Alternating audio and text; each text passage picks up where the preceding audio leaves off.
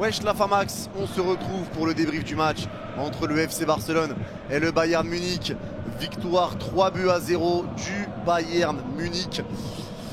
Et il y a des choses à dire sur ce match. Alors tout d'abord, comme d'habitude les gars, merci à toutes les personnes qui étaient présentes sur le live. On a vécu le match ensemble, je l'ai commenté, on l'a vécu ensemble. Donc merci à tous, comme d'habitude vous avez été monstrueux. Et merci à ceux qui prendront 2 secondes pour liker et commenter ce débrief. Pour le référencement c'est très important, merci à vous et à ceux qui ne sont pas abonnés. N'hésitez pas à vous abonner si ce n'est pas encore fait, si le contenu vous plaît, bien évidemment. Maintenant on va parler de ce match les gars entre le Barça et le Bayern. Je rappelle que le Barça était quand même éliminé et le savait avant même le coup d'envoi. Étant donné que l'Inter s'était imposé face à Pilsen à 18h45, le Barça savait d'ores et déjà qu'ils étaient éliminés. On s'attendait quand même à un Barça avec de l'envie, avec du courage pour quand même sortir par la grande porte en battant le Bayern, en montrant de bonnes choses face au Bayern, surtout quand on voit l'équipe qu'a mis en place Xavi. Mais voilà, on va y revenir encore une fois sur Xavi tout à l'heure. Mais on aurait pu s'attendre à, même si le Barça était éliminé, pour le dernier match de LDC au Camp Nou, de faire un bon match, de mettre de l'envie et d'essayer de remporter ce match, surtout pour mettre aussi fin à la malédiction face au Bayern et les défaites qui s'enchaînent face à eux. Ça n'a pas été le cas, et j'ai envie de dire le Bayern n'aura jamais été réellement mis en danger. Le Bayern s'est imposé très tranquillement face au Barça, 3-0, avec un but de Mané, un but de Choupo-Moting et un but de Benjamin Pavard. Le Barça aura vraiment jamais cadré déjà, ils n'auront jamais cadré dans ce match. Et les occasions, ils en auront eu très peu. Et je ne vais pas parler joueur par joueur, honnêtement, je ne vais pas parler joueur par joueur. Le Bayern est venu tranquillement, sans forcément sans Leroy Sané, sans Manuel Neuer, et j'en passe. Ils ont réussi à s'imposer tranquillement. Et sans Müller non plus. Et c'est compliqué. Alors je pense les gars, déjà, force à vous les supporters du Barça, parce que franchement, je pense que tout aurait été différent si jamais l'Inter n'avait pas pris si jamais il y avait eu le penalty au match aller face à l'Inter qui avait été donné. Maintenant les gars, on va parler un petit peu de ce parcours du Barça. Alors déjà l'objectif reste la Liga pour le Barça cette saison. Donc pour les Barcelonais, oui, l'objectif n'était pas la LDC, mais c'est vrai que sortir maintenant, ça fait très mal. Donc force à vous les Barcelonais. Ensuite, il y avait beaucoup de blessures. Vous avez eu une hécatombe de blessures en défense au mauvais moment.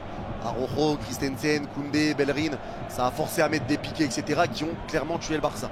Donc il y a eu les blessures. Donc il y a eu le tournant du groupe avec le pénalty pas donné. Il y a eu les blessures.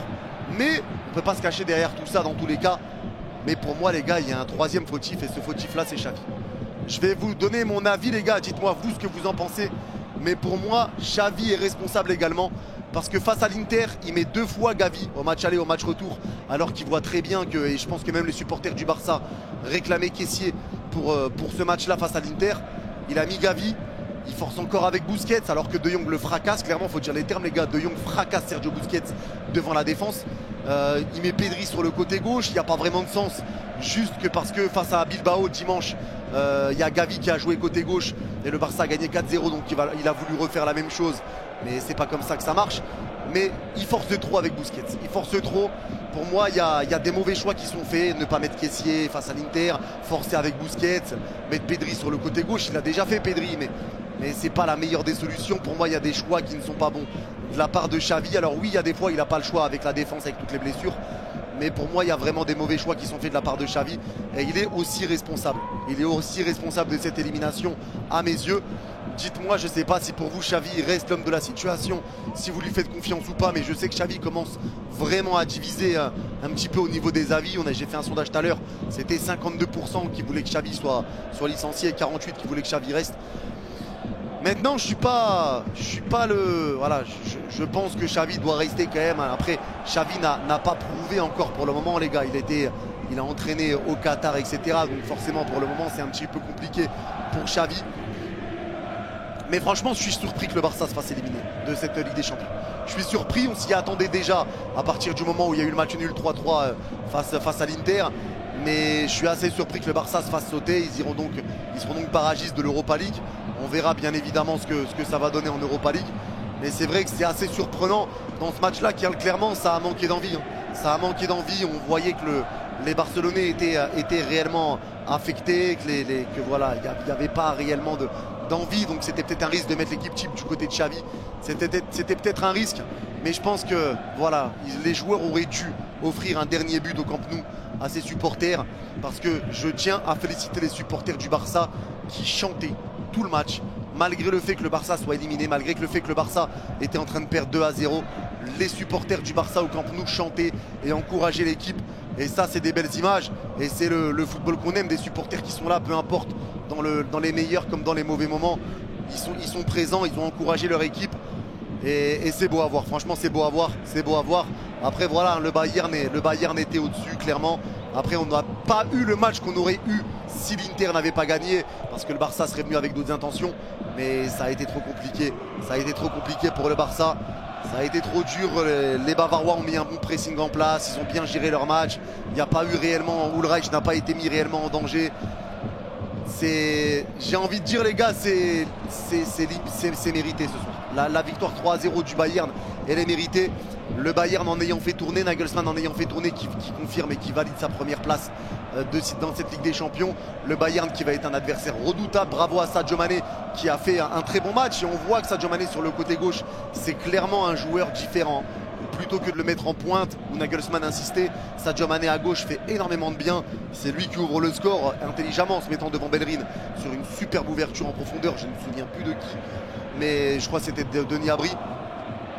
Mais vraiment, le Bayern a bien joué, le Bayern a géré, le Bayern n'a pas été mis en danger.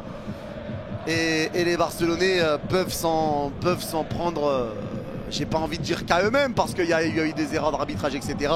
Mais sur ce match-là, clairement, on voyait que le Barça était très très loin. Mais il faut clairement que Xavi arrête avec Sergio Busquets. C'est plus possible. Ce joueur-là, c'est plus possible. Il arrive vraiment dans un moment où je sais pas, c'est son ami. De toute façon, Luis Suarez l'avait dit que Xavi devrait faire des choix et que c'est pour ça qu'il ne lui conseillait pas d'aller entraîner le Barça de suite. Suarez l'avait dit parce qu'il devrait faire des choix avec Busquets et Piqué. Et là, Xavi force, il te met Pedri sur le côté pour pouvoir laisser Busquets. Les gars, pour moi, De Jong doit être vraiment cette sentinelle du Barça. Pour moi, c'est l'avenir. Il a voulu rester pour prouver qu'il avait des qualités. C'est l'un des meilleurs Barcelonais cette saison. De Jong, pour pas dire le meilleur à l'heure actuelle. Le meilleur, c'est peut-être grand, mais c'est l'un des meilleurs joueurs du Barça cette saison. Et devant la défense, il est impeccable. Mais Xavi veut pas le mettre. Xavi veut pas le mettre. Mais De Jong devant la défense avec Gavi ou Pedri, ou quand tu as besoin d'impact physique, Pedri ou Kessié, ça me paraît mieux. Dites-moi ce que vous en pensez les gars, je ne suis pas coach, mais ça me paraît mieux. Et pour moi, Xavi a fait des mauvais choix. Alors oui, des fois Busquets va jouer, le Barça va gagner, mais ça ne fait pas tout. Ça ne fait pas tout. Pour moi, vraiment, Xavi est aussi responsable de cette élimination-là. Maintenant, voilà. Ce soir, en tout cas, le Barça était très loin du Bayern, même si le Bayern n'a pas vraiment poussé. Hein.